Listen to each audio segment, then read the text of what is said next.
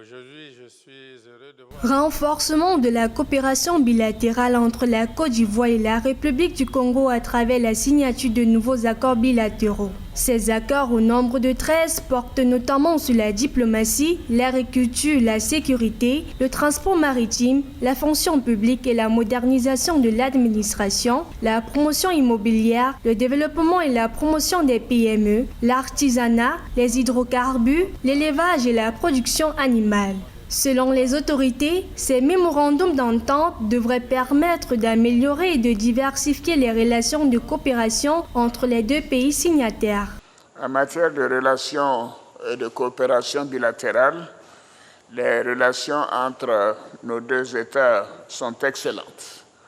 Je voudrais réaffirmer notre volonté commune de consolider davantage ces relations exceptionnelles d'amitié, de fraternité et de coopération. Je me réjouis donc de la signature tout à l'heure de 13 nouveaux accords de coopération à l'occasion de cette visite d'État.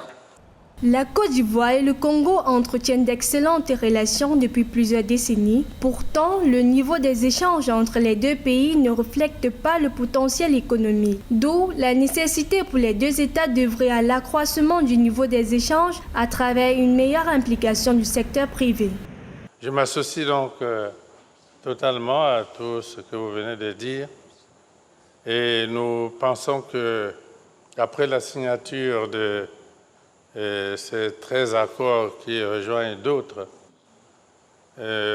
nos responsables mettront tout en œuvre pour que ces documents-là ne soient pas seulement les documents des tiroirs et des bureaux des ministères et des administrations, et que nous allions vers des choses concrètes.